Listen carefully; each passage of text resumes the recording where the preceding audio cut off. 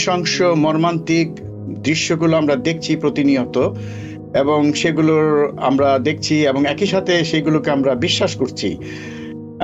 সেই যে দেখা এবং বিশ্বাস করা, এর সাথে মানে এগুলো কি কোনোভাবে আমাদের মানসিক অবস্থাকে বিপন্ন করে কিনা? ভিকটিমের ক্ষেত্রে যেটা হয়ে থাকে যে এই যে স্ট্রেস, এই যে ট্রমা, এটা যখন হয় তখন শরীরের একটা অ্যাকিউট স্ট্রেস রিয়াকশন হয়ে থাকে। সেখান থেকে আমাদের যে স্ট্রেস যে কেমিক্যাল গুলো আছে, হরমোনগুলো যেমন কর্টিসল, নরএপিনেফ্রিন, এগুলো নিঃসরণ ঘটে। শরীরের ভেতরে যে দুটো কেমিক্যাল রয়েছে সেটার একটা নিঃসরণ ঘটে অতিমাত্রায়, এবং সেটা মস্তিষ্কের তিনটি জায়গায় এটা প্রভাব ফেলে, ফলে তার কিছু প্রতিক্রিয়া হয়।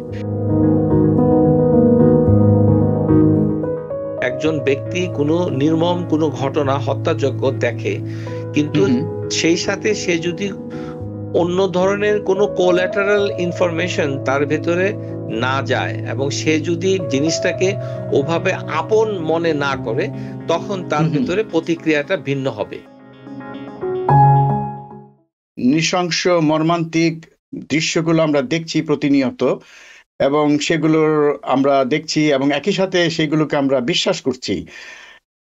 সেই যে দেখা এবং বিশ্বাস করা, এর সাথে মানে এগুলো কি কোনোভাবে আমাদের মানসিক অবস্থাকে বিপন্ন করে কিনা বা মানসিক স্বাস্থ্যে এর কোনো প্রভাব পড়ে কিনা? ধন্যবাদ ডাক্তার আশফাক। যেমন একটা ঘটনা, এটা আমরা আজকের আলোচনায় প্রচুর ইংরেজি শব্দ ব্যবহার করব, কারণ এটি একটি মানে মানসিক অবস্থা। এর জন্য প্রয়োজনীয় বাংলা শব্দে এই অসুস্থতাটাকে উপস্থাপন করা কৌশলগতভাবে সম্ভবপর হচ্ছে না, সুতরাং ইংরেজি ভাষা শব্দ প্রয়োগ হবে। আশা করি ধৈর্য ধরে শুনবেন। তো আমরা এটাকে বলি যে স্ট্রেস। স্ট্রেস এর সঠিক বাংলা আমার জানা নেই অথবা নাই। তো স্ট্রেস যখন হয়, এটার উৎস হচ্ছে একটি ইভেন্ট। সেই ইভেন্টটা যদি ট্রমাটিক হয়, তখন সেটা স্ট্রেস উৎপাদন করে। এখানে ট্রমা বলতে আমরা বুঝি যে ট্রমা হচ্ছে অ্যাক্সিডেন্ট, যেটাতে জীবন বিপন্ন হতে পারে, অথবা যেমন ভায়োলেন্স, যেমন এমন একটি নৃশংসতা, ভায়োলেন্স যেটি মানুষের প্রাণ হরণ করে, অথবা প্রাণ সংহার, মৃত্যুর কাছাকাছি নিয়ে যায়, অথবা মৃত্যু সম্পাদিত হয়, অথবা মানুষের শরীরের কোনো অঙ্গহানি ঘটে। এই ধরনের ঘটনাকে আমরা বলি ট্রমাটিক ইভেন্ট। এটা ছাড়াও আরো কিছু ইভেন্টে ট্রমাটিক ইভেন্ট হয়ে থাকে, যেমন সেক্সুয়াল ভায়োলেন্স। সেখানে যদি ধর্ষণ, যেটা রেপ, সেটাতে তার অঙ্গহানি না ঘটলেও তার অস্তিত্বে, তার চেতনায় এবং তার মননে প্রচন্ড ধরনের প্রতিক্রিয়া হয়। এই যে সেক্সুয়াল ভায়োলেন্স, ফিজিক্যাল ভায়োলেন্স এবং ট্রমাটিক ইভেন্ট, সেটি যদি কোনো মানুষ সেই ট্রমার শিকার হয়, এখানে আমাদের দেখতে হবে যে ট্রমাটা কার উপরে হচ্ছে। ট্রমা যাকে কেন্দ্র করে হচ্ছে তাকে আমরা বলি ভিকটিম, আর যিনি পাশ থেকে দেখছেন তাকে আমরা বলি উইটনেস। তো ভিকটিমের ক্ষেত্রে কি হতে পারে আর উইটনেসের ক্ষেত্রে কি হতে পারে? ভিকটিমের ক্ষেত্রে যেটা হয়ে থাকে যে এই যে স্ট্রেস, এই যে ট্রমা, এটা যখন হয় তখন শরীরের একটা অ্যাকিউট স্ট্রেস রিয়াকশন হয়ে থাকে। সেখান থেকে আমাদের যে স্ট্রেস যে কেমিক্যাল গুলো আছে, হরমোনগুলো যেমন কর্টিসল, নরএপিনেফ্রিন, এগুলো নিঃসরণ ঘটে। সেই ক্ষেত্রে ব্রেইনের তিনটি জায়গা, অর্থাৎ অ্যামিগডালা, যে ব্রেইনের যে অংশ মানুষের ভয় ভীতিকে নিয়ন্ত্রণ করে, যেটাকে আমরা বলি ফাইট অর ফ্লাইট, যেটাকে করে তার আশঙ্কা, অ্যাংজাইটি, যে এই অর্গানটার উপরে ওই হরমোনটার একটা প্রভাব পড়ে। তারপরে হিপোক্যাম্পাস, যেটাতে স্মৃতি ধরে রাখে, মানুষ জিনিসটাকে মনে রাখে, সেটাতে একটা প্রভাব পড়ে।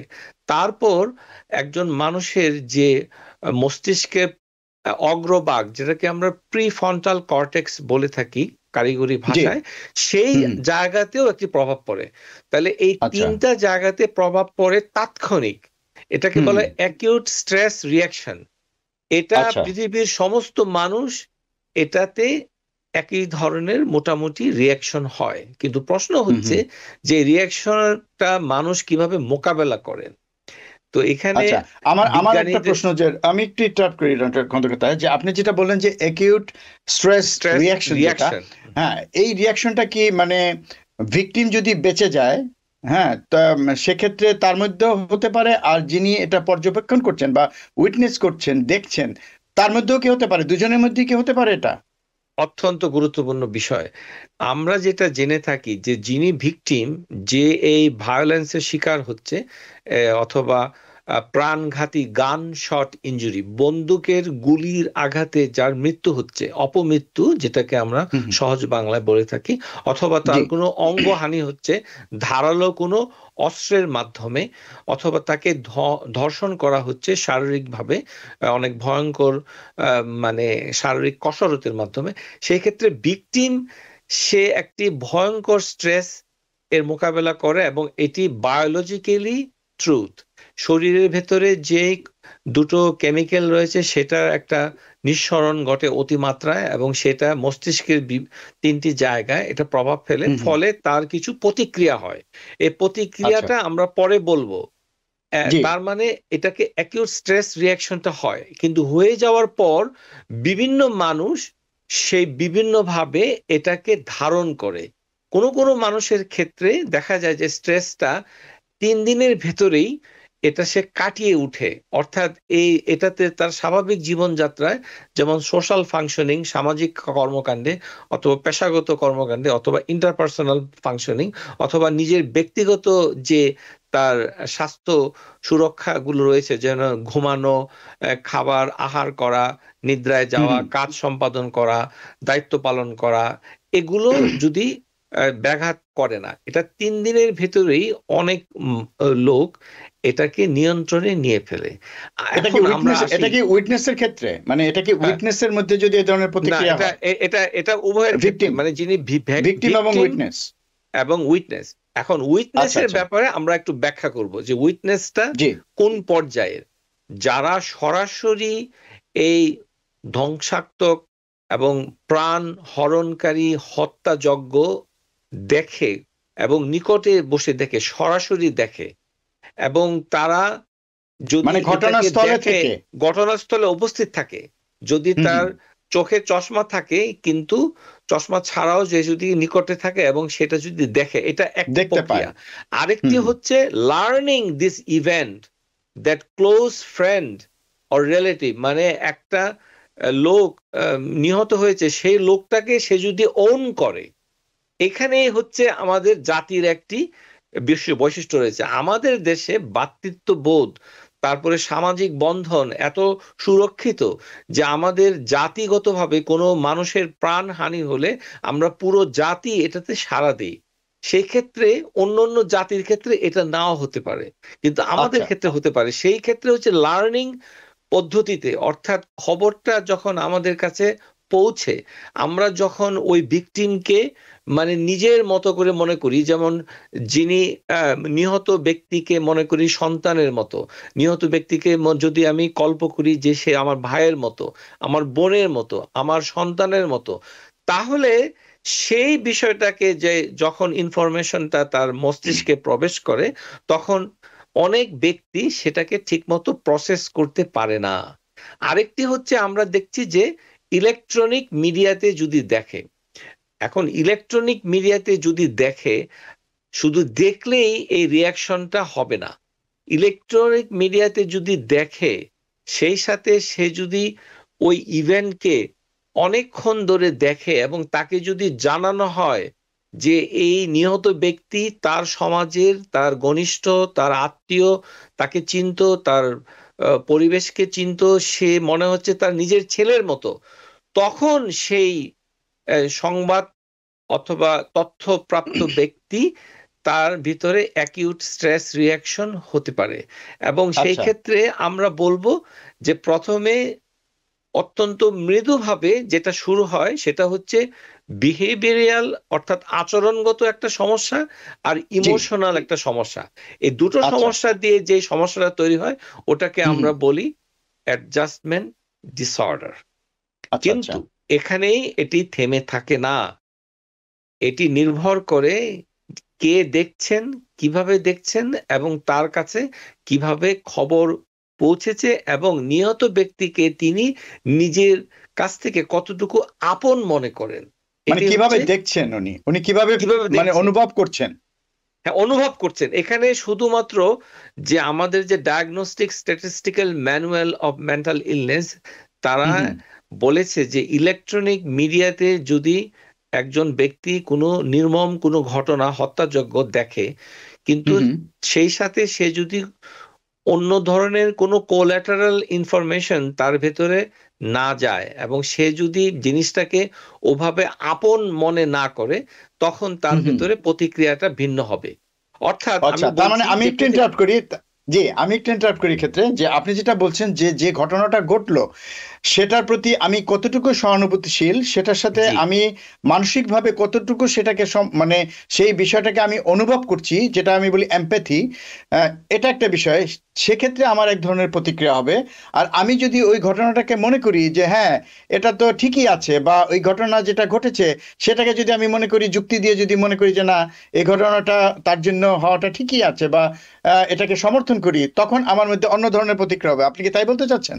জি জি বলতে চাচ্ছি, যেমন উদাহরণ বাস্তবে সাম্প্রতিক সময়ে ফিলিস্তিনি প্যালেস্টাইনের ঘটনা একজন প্যালেস্টাইনি লোক যখন টেলিভিশনের পর্দায় দেখবে, তার হুম হুম প্রতিক্রিয়া বাংলাদেশের একজনের দর্শকের মতো হবে না।